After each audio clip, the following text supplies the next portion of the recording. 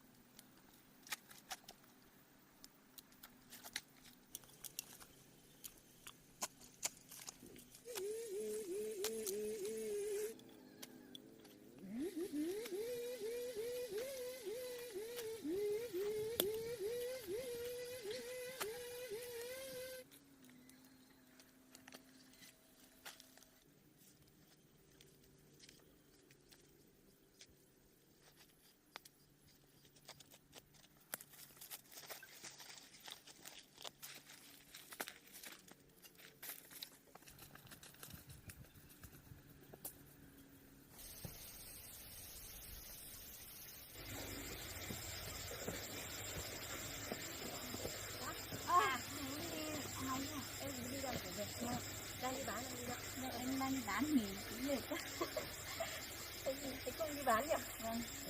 Chị đi nhà này. Đi phá của to. Cái này em đào hết chết. Còn chị to này. Được mấy gốc to. Em cũng được gốc to. Em đào hết chết. Chị đi đào tận đâu ấy? Chị đào trên vườn keo nhà chị. Con mệt. Có nặng không? Có nặng không? Không nặng mấy. Ở bên dưới toàn củ bé rồi. Chị cũng thế. Hai ba gốc to. Củ gì đây? Củ khúc khác ấy. À, em đi không gặp. Chị gặp mấy gốc bé bé chị đào.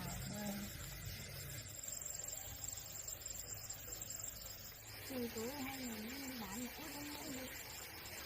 nó còn chạy gì? Đi nhỉ? Có chạy chưa? Có.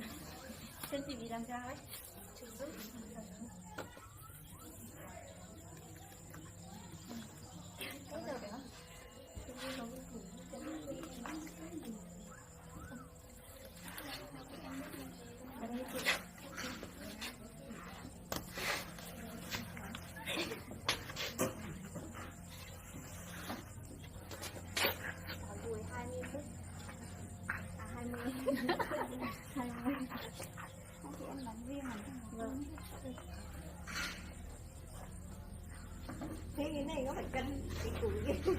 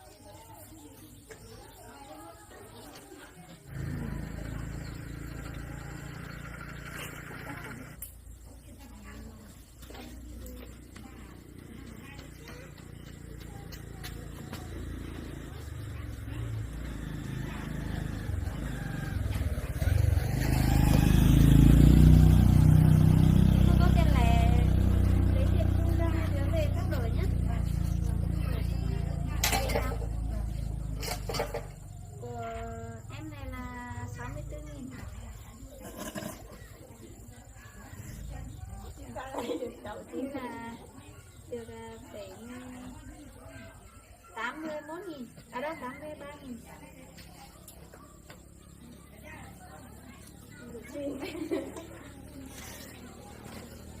Các bạn em về nhé, rồi em về ạ.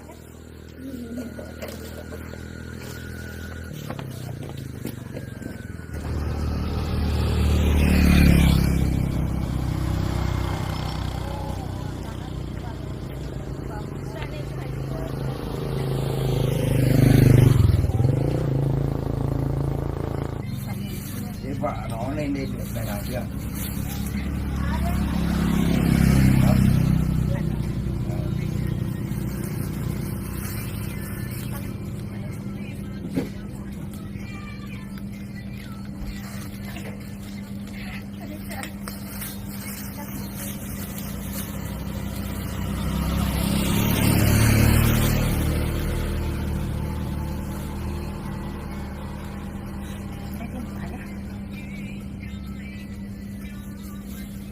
Chị ơi,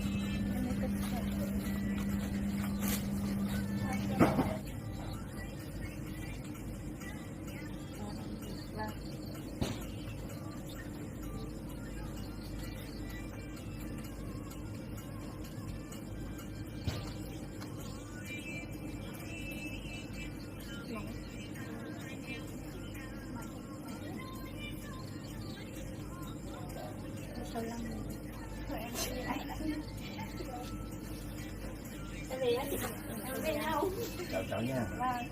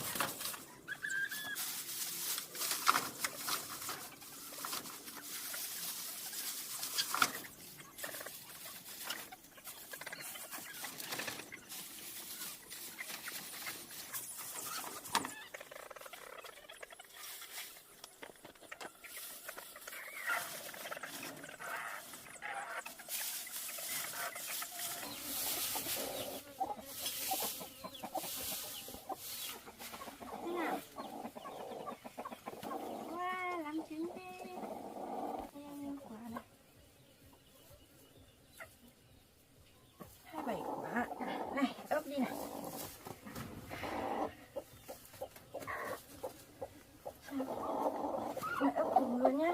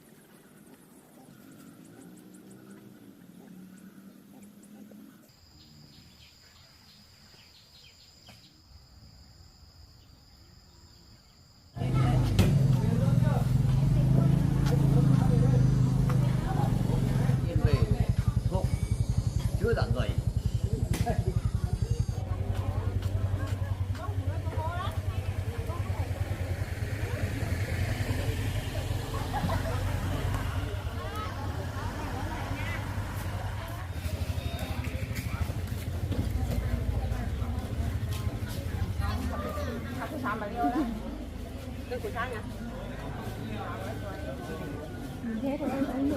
Ngon má này tặng một hoa hôn bác quay kia có. Nhẹ thế nhỉ? Nặng đấy. Mà chọn quả nặng có nước. Nặng cái ngon. Chứ đó chọn quả nặng. Chứ chọn còn bác một chút chọn nó hơi nát phải có phải là cải nữ cái nè. Chọn quả bưởi chọn quả nặng. Rồi hay không? Bưởi này không hề đâu, bưởi này bán tầm vườn chết vậy mà. Bưởi cái mà gió. Alu trứng à, ngon lắm. Cơ alu trứng chia, alu trứng cái khen ngon. Chọn đi, chọn đi. quả nhiều hay chị giáp chế nhưng đã là muốn mà hoa quả cái hàng tàu bên đấy mình Bồ tọa đang ăn bưởi đào này chín mình bút đi gì ngọt nâu mình hết chút những chỗ anh ăn bưởi đào như rồi nó cái ngoài me đồ kiếm mà cái ấy sau mình chín mươn sau mình hết tha sau là mình muốn biết gì ngọt hết mình chín cái này mới phải à mình chín rồi hấp đúng này cái này ha đến đây là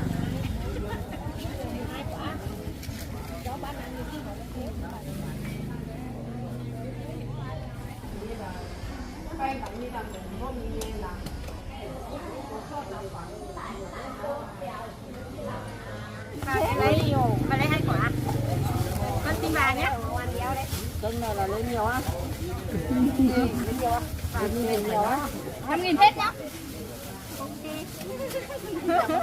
đâu như tôi lấy 1 quả ra thế thôi hết rồi còn đâu cái này là quả thôi một mình ăn thôi còn này qua đấy à cái ngọt cái này cái cháu ngọt nè con xin bà còn này này nhắc kia này cả đây đây nhắc đây nè con xin bà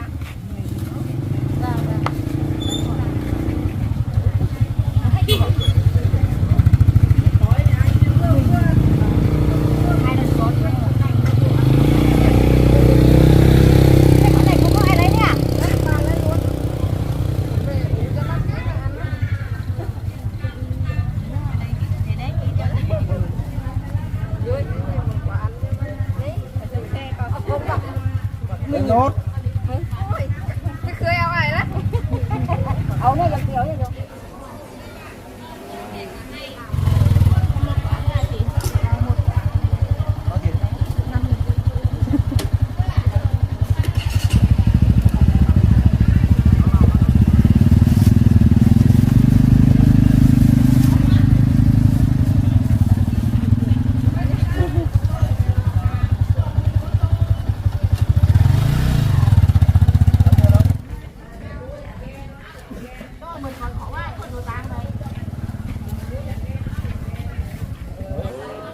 giá cái đấy không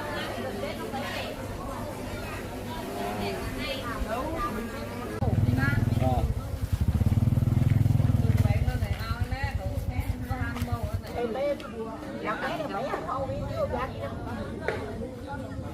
hấp dẫn